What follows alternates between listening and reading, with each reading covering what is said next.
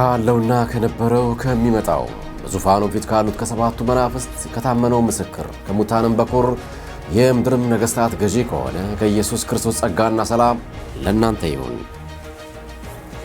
የምጽአቱ አዋጅ ነጋሪ ቤተሰቦቻችን በየሳምንቱ ወደ እናንተ የምናቀርባቸውን መረጃዎችን ይዘን ዛሬም ተገኝተናል።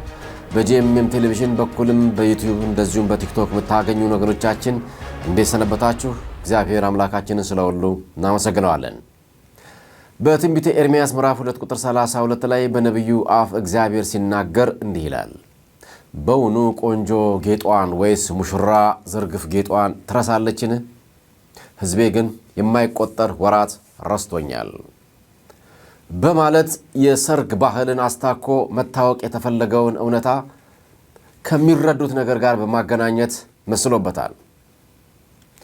አንዲት ውብ ወጣት ሰርጓ ደረሰ። ቤቱ፣ ጎረቤቱ፣ ሰፈሩ፣ ዘመድ አዝማድ ተጠርቶ ድምቅ ብሎ እየተጨፈረ ሙሽራ ወዳለችበት ወይም ወደ ሳሎን ይገባል። የናፈቃትን ሙሽራ ሚስቱ አድርጎ ለመውሰድ ይጠጋታል። ወጉን ተከትሎ ከዚያ ሁሉ አጀበኛ መሃል ተነጥላ ጎልታ ደምቃ ተሽቀርቅራ የምትታየው መቼስ እሷ ነችና የተለየ ልብስ የምትለብሰውም እሷ ብቻ ናት። ሙሽሪቷ ያውም ለዚያ ቀን ብቻ እንጂ ድጋሚ የማይለበስ ልብስ። ሙሽራው ብቻም አይደለም፣ ያ ሁሉ ሕዝብ አይኑን የሚጥልባትም እሷው ላይ ነው። የእኛንም አገር ሆነ የሌሎቹ ሀገራትን ብናየውም ተመሳሳይ ነው። ስንት ዓመት ሙሉ የሚያውቃት ሕዝብ፣ ቤተሰብ፣ ጎረቤት፣ የቀየው የመንደሩ የማያውቃት መንገደኛ ሁሉ ሳይቀር ሙሽሪትን ለማየት የማይፈልግ የለም። ቢያውቃትም ባያውቃትም አይኑን ጣል ማያደርግባት አይኖርም። ማንም ይሁን ማን ብቻ ዝም ብሎ ለማለፍ አያስችለውም። እንዲያው ላፍታም ቢሆን ቆም ብሎ ያያታል። ምክንያቱም የተለየ የሙሽራ ልብስ ትለብሳለች። ይህ በእንዲህ እንዳለ ግን ሙሽራው አምራ ውብ ሆና ትጠብቀኛለች ብሎ አጠገቧ ሲደርስ ቬሎዬን ረሳሁት፣ የት ነበር ያለው ብላ ብትደነግጥና መፈለግ ብትጀምር እንዲህ ይሆናል ወይ ቢባል ኧረ በፍጹም የሚል ነው መልሱ። ማንኛውም ሙሽሪት የሰርግ ልብሷን ረስታ በቤት ልብሷ ሙሽራውን የምትቀበል የለችም። ይህንን ታውቃላችሁ። አሁን በፍጹም አትረሳም። ሊረሳ የሚችል አይነትም አይደለም። ሕዝቤ ግን አንድ ቀን አይደለም፣ ሁለት ጊዜ አይደለም፣ ብዙ ጊዜ ረስቶኛል እያለ እግዚአብሔር ይሞግታታል። ሐዘኑንና ቅሬታውንም ይገልጣል። በሰርግ ላይ የሚረሱ አንዳንድ ነገሮች ይኖራሉ፣ የታወቀ ነው። ከችኮላ የተነሳ አልፎ አልፎ ይከሰታል። እንደው ግን ምንም ቢቸኮል የሰርግ ልብሷን ትረሳለች? ዋናውን ይሄም አይዘነጋም። የእግዚአብሔር አምላክ ክርክርም በፍጹም አይረሳም። መረሳት የሌለበት ነው። የደስታዋን ቀን፣ ክብሯን፣ የምትናፍቀውን ቀን እንዴት የማን ቀን ሆነና ልቧን ሌላ ነገር ይወስደዋል? አልተጠለፈች፣ በፈቃዷ ወዳው የምታገባው አይደለም የሚል ነው። ወገን የክርስቶስ የታላቁ የነገሥታት ንጉሥ ሙሽሪትም እግዚአብሔር እንዳየላት እንደመሰከረላት ምን ነው በሆነች። ዳሩ ግን ስጋት አለ።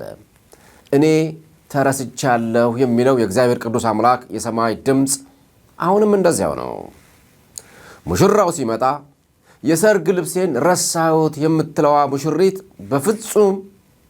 በፍጹም በመጨረሻው ሰዓት እንዳትኖር አስቀድሞ መንፈስ ቅዱስ ማንቃትን ይሻል። የምድር ሙሽራ አትረሳም ተብሎ ተመስክሮላታል። የሰማያዊትስ እንዴት ነች? አትረሳም ነው ወይስ ረስታዋለች? በዚህ በዘመን ሙጣጭ ያለን የክርስቶስ ሰርግ ናፍቆተኞች ለራሳችን እንመልስ። ዋነኛ በሆነው ልብሷ ክርስቶስን በደንብ ለብሰዋለች? በጽድቅስ ሽብርቅ ድምቅ ድምቅምቅ ብላለታለች? ወይስ ገና ኩሽና ጋር ነች? በማይመለከታት የወጥ ሥራ ጭስ በጭስ ነች? በማያገባት ድንኳን ተከላና ወንበር ድርደራ ውስጥ ገብታ አቧራ ባቧራስ ነች? ወይስ ሮጣ ገበያ ሄዳ ለድግሱ መሸመቻዋ ቀኗስ ነው? ምን ተጫጭኗት ይሆን የሙሽርነቱን ወግ ከልቧ ንቅል ያደረገውና ኢየሱስ ሙሽራሽ እየመጣ ነው ስትባል መርዶ የተረዳች ይመስል ቤቱ በሐዘን ድባብ የተመታው። የፈለገ ይረሳ፣ ኢየሱስ ክርስቶስ ሙሽራችን፣ ሕይወታችን፣ ክብራችን፣ ጌጣችን፣ ሁለንተናችን አይረሳም። አልረሳሁም ያለ ደግሞ በተግባር ያሳያል። እንንቃ፣ እናነቃቃ። ለቀዳሚነት ወደ ያዝነው ዜና እናልፋለን። ብስራት ታደሰ ነኝ። ክቡራትና ክቡራን ተመልካቾች በዚህ የመጨረሻው መጨረሻ ሙጣጭ ዘመን ላይ እንደመሆናችን መጠን ጌታ ኢየሱስ ከመምጣቱ በፊት የመጨረሻው መንፈሳዊ እንቅስቃሴ ሊከሰት ጫፍ የደረስንበት ዘመን ቢኖር ይሄ ነው በማለት ወደ መረጃችን እናልፋለን። When we open the book of Judges, we find Gideon afraid, we find him timid, but something happens to Gideon. God gives him a supernatural blessing. He gives him a supernatural anointing, and he uses Gideon, this young man, he uses him to change the destiny of a nation. Gideon will lead one of the greatest revivals in the history of the nation of Israel. And I believe this is a prophetic passage for our time. And here's the thing that you find when you open the scripture. When God pours out revival on a nation, he doesn't do it by hiring a social media influencer. He doesn't do it by hiring a pollster. He does it by anointing in power men and women of God. And I believe God wants to anoint you today. I want to talk to you today about the Gideon anointing. An anointing for power, an anointing for new direction, an anointing for revival in our nation. Because can I tell you, our nation needs it. Our nation needs it. ከቅርብ ጊዜ ወዲህ በተለይም በኢትዮጵያ 2018 አዲስ ዓመት ዋዜማው ላይ በአሜሪካን ግዛቶች በመሄድና ወደ ቀድሞ እንመለስ የሚል መንፈሳዊ ዓላማን በማንገት የተበላሹ እሴቶችን ለማስተካከል ወጣቶችና ታዳጊዎች ባሉበት የትምህርት ተቋማት እየተዘዋወረ የሚሰብከው ቻርሊ ኪርክ በድርጊቱ በተበሳጨ ወጣት ግለሰብ ተማሪዎችን በሚመልስበት ስፍራ ላይ መገደሉ ይታወሳል። ታዲያ ከከርክ ዊሊያም ህልፈት ወዲህ በአሜሪካ ፖለቲካ ውስጥ ብቅ በማለት የእግዚአብሔርን ዓላማ የሚያንጸባርቅ አነጋጋሪ አዲስ አሜሪካዊ ግለሰብ ሴናተር ጆሽ ሃዊሊ የተባለ ወጣት ዜጋ በቅርቡ በዩናይትድ ስቴትስ ታላቅ መንፈሳዊ መነቃቃት እንዲደረግ ጥሪ አቅርበዋል። በተለይም የሚቀጥለው ትውልድ ወደ ክርስትና መሰረቶች እንዲመለስ አጥብቆ ያሳሰበ ሲሆን የኢየሱስ አብዮት ወይም የጌዲዮን መነቃቃት የተባለ ዓላማን ያነገበ ዓለማዊነትን ለመዋጋት የአገሪቱን ጥንካሬና መንፈሳዊ ባህሪን ለማደስ መንፈሳዊ መነቃቃት እንደሚያስፈልግም ያምናሉ።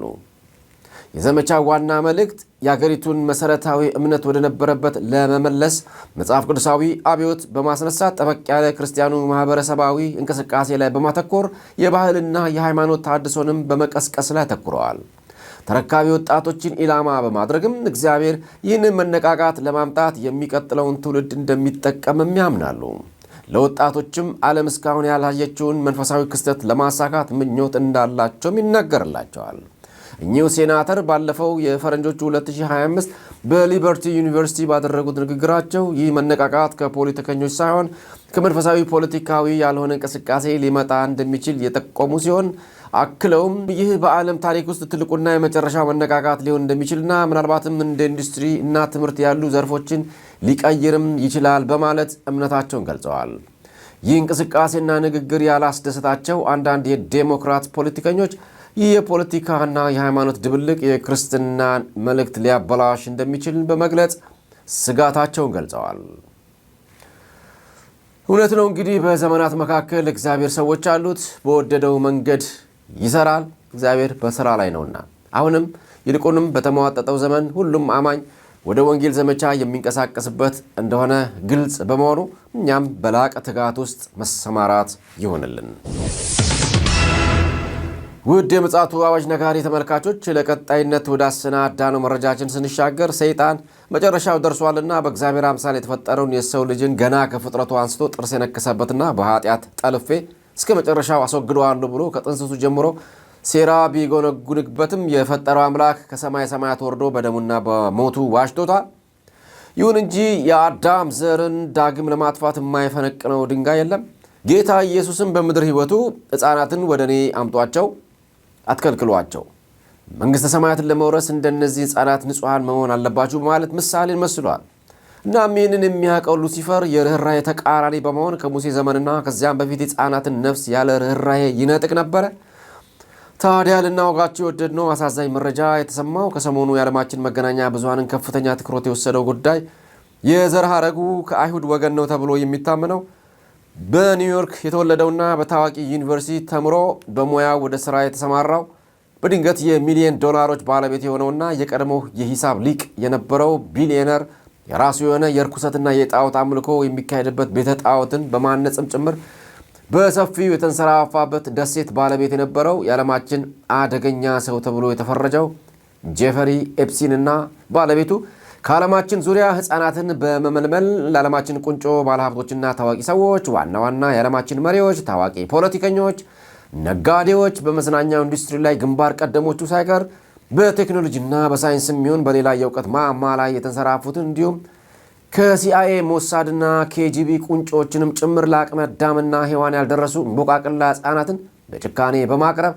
በማስደፈርና በተለይም ደግሞ አፍላ ሕፃናትን እንዲደነግጡና እንዲበረግጉ በማድረግ በዚያን ሰዓት በሚያመነጩት ሆርሞን ምክንያት ለሉሲፈር እንዲሰውና ደማቸውና ስጋቸውን በመብላት የእግዚአብሔር ልብ እንዲያዝን በማድረግ የኃጢአትን ጥግ የሰሩ ሲሆን ባለጠጋዎቹ እንዲሰስኑና ለሉሲፈር መስዋዕትና የአምልኮት ግብርን ጭምር በማስገበርና ምስላቸውንም በድብቅ ካሜራ በመቅረጽ ቀኑን ጠብቆ በኤፍቢአይ እንዲጋለጡ ተደርጓል። ከዚህ ቀደም ዓለም አቀፍ የሰዎች ዝውውር ወይም ደግሞ ፈረንጆቹ ሂውማን ትራፊኪንግ በሚሉት ዙሪያ የተሰራ ፊልምን ዋቢ በማድረግ መዘገባችን ይታወሳል። ታዲያ አንዳንዶች በዚህ ተግባራቸው በመጸጸት ንስሐ የገቡም እንዳሉ ታውቋል። ይሁን እንጂ ጄፈሪ ሚስጥሩን እንደያዘ በሚስጥር እንዲያሸልብ ተደርጓል ቢባልም ቅሉ አንዳንዶች በእስራኤል ከተማ ሲንቀሳቀስ ታይተዋል ይላሉ።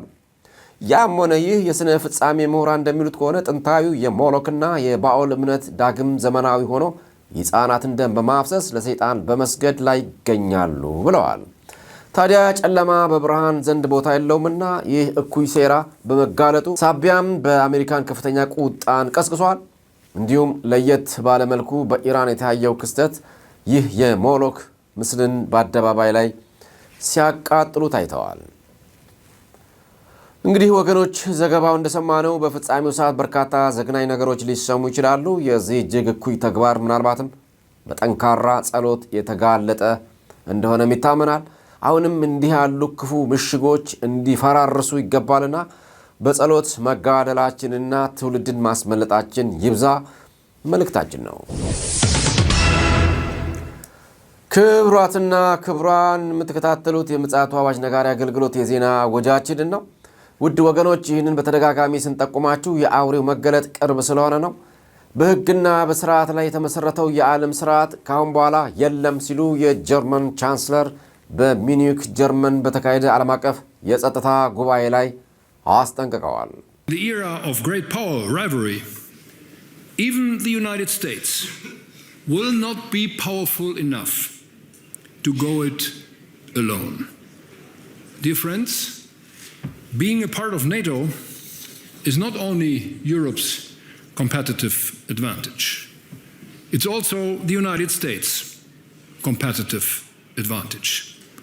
So let's repair and revive transatlantic trust together. We, the Europeans, we are doing our part. ዓመታዊውን የሙኒክ የደህንነት ጉባኤ ሲከፍቱ ፍሬድሪክ ሜርዝ ለሌሎች የዓለም መሪዎች ነፃነታችን ዋስትና የለውም ሲሉ አክለው አስጠንቅቀዋል። ቀደም ባለው የፖለቲካ የበላይነት ዘመን ነፃነታችን ዋስትና ነበረው፣ አሁን ላይ ግን ይህ ነፃነት ተገፎ ወደ ሌላ አቅጣጫ ተሻግሯል ብለዋል። በመቀጠልም አውሮፓውያን በቀጣይ መስዋዕትነት ለመክፈል ዝግጁ መሆን እንዳለባቸውም ተናግረዋል። እንዲሁም በአውሮፓና በዩናይትድ ስቴትስ መካከል ጥልቅ ልዩነት ተከፍቷል በማለት ግምታዊ የነበረውን እውነት በአደባባይ አፍርጠውታል። ኮንፈረንሱ የተካሄደው የአሜሪካ ፕሬዚዳንት ሚስተር ዶናልድ ትራምፕ ከአውሮፓ ሀገራት በሚመጡ ምርቶች ላይ የሚጣሉትን ታሪፎች የተገደበውን እንዲሁም የዴንማርክን በግሪንላንድ ሉዓላዊነት ላይ ባለው ማስፈራራት እውነት ላይ ነው። የሜርዝን ንግግር ያዳመጡና በጉባኤው ላይ ተጋባዥ ሆነው የመጡትና ንግግር የሚያቀርቡት የአሜሪካ የውጭ ጉዳይ ሚኒስትር ማርኮ ሩቢዮ ቀደም ሲል በጂኦፖለቲካ ውስጥ አዲስ ዘመን ብለውታል። ታዲያ የሥነ ፍጻሜ አጥኚዎች እንደሚሉት ከሆነ ይህ ክስተት የነቢዩ ዳንኤል ትንቢትና የሐዋርያው ዮሐንስ ራእይ በተጨባጭ ፍጻሜ ያገኘ ይመስላል በማለት በተለይም ደግሞ ሚስተር ዶናልድ ትራምፕ ዳግም ወደ ስልጣን መንበራቸው ከተመለሱ ወዲህ በመጽሐፍ ቅዱስ የተጠቀሱት የክርስቶስ ዳግም ምጽአት አመላካች ትንቢቶች በከፍተኛ ፍጥነት ዙሩን አክረውታል በማለት ቅዱሳን ምንጊዜም ንቁና ዝግጁ መሆን አለብን በማለትም አስጠንቅቀዋል። ወገኖች እንግዲህ ይህም አንድ ትልቅ ማንቂያ እንደሆነ በጉልህ እያሳየ ያለ ጉዳይ ነው። ምን ያክል የንጥቀቱ ሰዓት እንደደረሰ አመላካች መሆኑን ተገንዝበን ለወንጌል ሥራ ከመቼውም ዘመን ይልቅ ፈጣኖች ልንሆን ይገባናልና ወገኖች ጊዜ የለም። እንንቃ፣ እናነቃቃ። ከአፍታ ቆይታ በኋላ ደግሞ እንገናኛለን።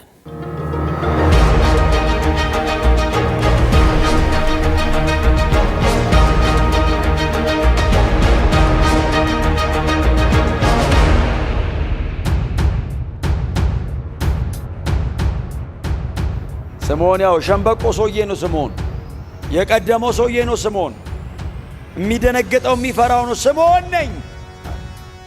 የትኛው? ጴጥሮስ የሆንኩት አለት ጠጣር አለት አድርጎ የቀየረኝ የለወጠኝ ነኝ። ያኛው አሮጌው ስምዖን ኢየሱስ ጴጥሮስ ያደረገኝ እኔ ባሪያና ሐዋርያ ስምዖን ጴጥሮስ ሸምበቆ አለት ነኝ። በጣም ምንም የማልችል ፈሪ፣ ምንም ሊያደርጉኝ በማይችሉ ሰዎች ፊት እምክደው እኔ ተለውጬ የበጉ ሐዋርያ ሆኜ ኢየሱስን በሰቀሉ ሰዎች አደባባይ ደግሞ ቆሜ ሰበኩ። እኔ ስምዖን ጴጥሮስ። ብዙ ጊዜ ደጋግመን የምንጠራው ያዕቆብ እስራኤል እንደምንለው አይደል? የተፈጠረው ያዕቆብ የተሰራው እስራኤል አይደለም የምንለው ብዙ ጊዜ ልክ እንደዛ ማለት ነው። ሲወለድ ስምዖን ነው። ኢየሱስ መሃል ላይ ገብቶ ቀየረው። ትራንስፎርምን ያደረገ ለውጦኛል እና አለት ብሎኛል። እኔ ነኝ ይህን ደብዳቤ የምጽፍላችሁ ይላል። አይ ቲንክ ከሮም ነው የሚጽፈው ደብዳቤውን። ከሮም ነው የሚጽፈው። ባቢሎን ምናምን የሚለው ስላለ ከሮም ነው የሚጽፈው ደብዳቤ። በተለያየ የአሕዛብ ከተማ ላይ ምጻተኛ ሆኖ ለተቀመጡ ሌላ አገር ላላቸው በሰው አገር እንግዳ ለሆኑ ሰዎች ይሄ መቼስ አውዳዊ እናረገውና እነሱ አይሁዳውያን ናቸው አሕዛብ ከተማ ተበተኑ እንላለን እንጂ የክርስቲያኖች የቤተ ክርስቲያን ድምፅ ነው። አዲስ አበባ ከተማ በጣም ቆንጆ ቦታ ላይ ጥሩ ቤት ስላለ ነዋሪ አይደለም፣ ምጻተኛ አለ፣ እንግዳ ነህ። ሌላ አገር አለ፣ ሌላ ከተማ አለ። ጴጥሮስ የሚጽፈው ለእንግዶች ነው። ሌላ አገር አለን ብለው ተስፋ ለሚያደርጉ ሰዎች ነው። የመጀመሪያ ደብዳቤው ላይ ስታነቡ በሰው አገር ላሉ ምጻተኞች ነው። ምጻተኛ ሕያጅ ነህ። ብዙ አትመቻቹ። ስትቀመጡ ስትረግጡ በጣም አትጫኑ። ሕያጅ ናችሁ። እስቲ አሜን በሉ። ጎናችሁ ያለው ሰው ሌላ አገር አለን በሉት። ጠጋ ብለው ቁጭ በሉት። እንደዚህ ወደ ዳር አይ ሶፋ ጠርዝ ላይ ነው መቀመጥ ያለብህ። እኔ ሚስቴ ሁሌ ትለኛለች ሶፋ ጠርዝ ላይ ስቀመጥ ምን ነው ልትሄድ ነው ትለኛለች። ሕያጅ ምሰሉ። እስቲ አሜን በሏ። ሕያጅ እንደማትቆይ አስታውቅ። ሰው ሲያይ ብድግ ያለ ሰው ሊሄድ የተዘጋጀ ሰው እንደማትቆይ ይወቁት። ሲያውቁ መሄድ ነው እንዴ? አዎ። ከዚህ በኋላ 70 እኮ ልኖር ትችላለህ መሬት ላይ። ረጅሙ ዘላለም ከፊት አለ። በ70 አልረጋጋም። ዘላለም ቤቴ እገባለሁ። መንገድ ላይ እንቅፋት ቢመታ መንገድ ላይ ነህ። ቢበርድ መንገድ ላይ ነህ። ወደ ቤት እስክደርስ ነው። ምንም ነገር ቢገጥም ትታገሰዋለህ። ቤት አለ ከፊት። መሬት ላይ ለሚገጥም ለየትኛው መከራ ግድ የለም፣ እታገሰዋለሁ። ለምን? ቤቴ እገባለሁ። እዛ ይሞቀኛል ቤቴ። ተረጋግቼ እቀመጣለሁ። የምፈልገው ሁሉ የተዘጋጀበት ከተማ ከፊት አለ። ጮክ በሉና ሕያጅ ነኝ በሉ። ሕያጅ ነን። ይሄ ነው በቃ መልእክቴ ዛሬ። ሕያጅ ነው ይሄ ጉባኤ። አትደላደሉ፣ አትመቻቹ፣ ዝርግትግት አትበሉ። ሰብሰብ ብላችሁ ጠንቃቅ ብለህ ቁጭ። እንቅልፍ ሲመጣ ካስፈለገ እግርን ውስጥ ከተቁጭ። ንጥቀቱ በሌሊት ከሆነስ ተኝታ አጠገብ ያለው ከሄደብስ በወግ ብለህ መጠበቅ ነው። እስቲ አሜን በሏ። ንቁ፣ ራሳችሁን ግዙ እኮ ነው የሚለው። ንቁ፣ ቦግ ብለህ ራስን ገዝተህ መጠን ያለ ህይወት እየኖርክ አትጓጉ።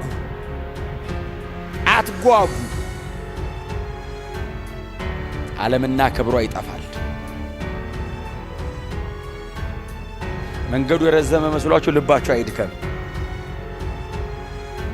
እፍ ብሎ ያጠፋዋል ዓለሙን ሁሉ እና ለመጻተኞች የተጻፈ ደብዳቤ ነው። ያዳመጥነው መልእክት በነቢይ ጥላሁን ጸጋዬ በኩል መንፈስ ቅዱስ ያባነንን ድምፅ ነው። እውነት ነው። ሕያጅ መምሰል በእርግጥ ያለብን ከመቼውም ዘመን ይልቅ እነዚህ ጊዜያቶች ናቸው ብንል ያለማጋነን ነው። ስለዚህ ክብሯን ተነጣቂዎች እንደሰማነው ይችን መሬት ብዙ ጫን ብለን ባንረግጣት ደግ ነው፣ አታዛልቅምና። እስኪ ደግሞ ከዘማሪ ዝራ ወልደ አረጋይ ጋር አቤት ፍቅርህ በሚለው ዝማሬ ቆይተን አድርገን እንመለሳለን። ባላችሁበት መልካም ቆይታ። አቤት ፍቅርህ፣ አቤት ፍቅርህ፣ አቤት ፍቅርህ፣ አቤት ፍቅርህ ጌታ ነደየልህ።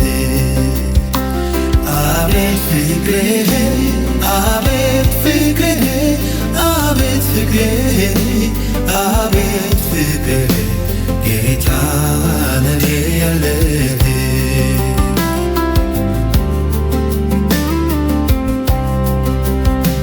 እንደ ወንጭር ነው ጌታዬ ፍቅርህ ማለቂያ የሌለው መስዋዕትነት ጌታ እወድሃለሁ።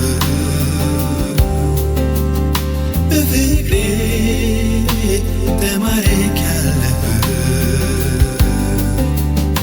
ኢየሱስ እወድሃለሁ።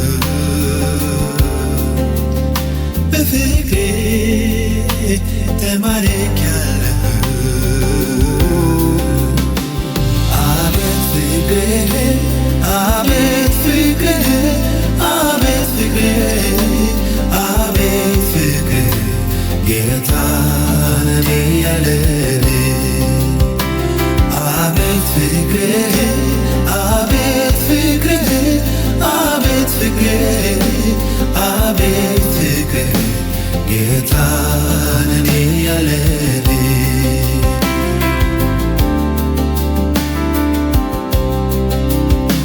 ፍቅር ግድ ብሎ ክብርን ትተሃል ነፍስን እስከ መስጠት ጌታ ይደርሰሃል።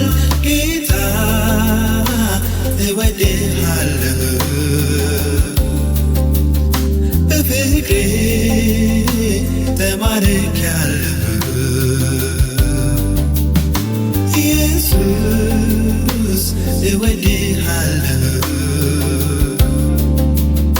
በፍቅርህ ተማርኬያለሁ።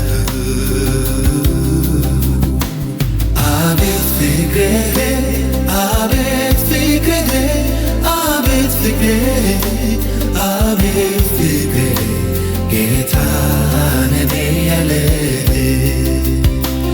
አቤት ፍቅርህ፣ አቤት ፍቅርህ፣ አቤት ፍቅርህ፣ አቤት ፍቅርህ ጌታ ነደየልህ።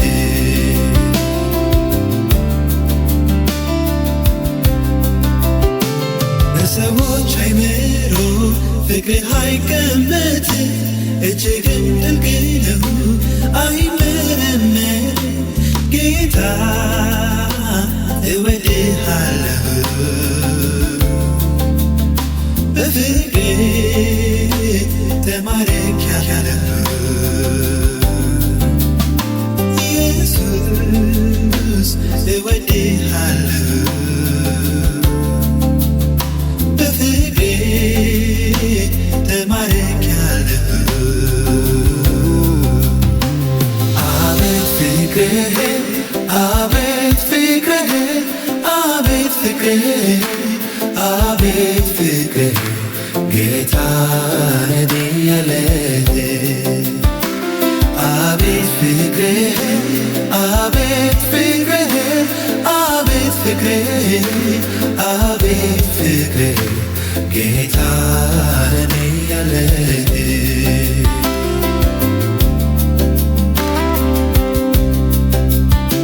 ከሰዎች ፍቅር ይልቅ ጌታ ፍቅር ይልቃል። ወደ ውስጥ ገብቶ ሕይወት ይለውጣል።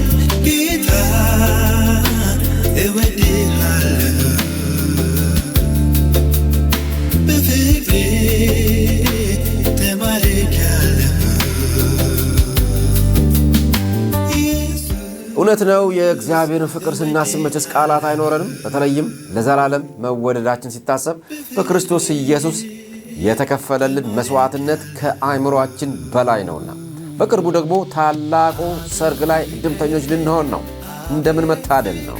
ስለዚህ እግዚአብሔር አባታችንን እጅግ አድርገን እናመሰግነዋለን።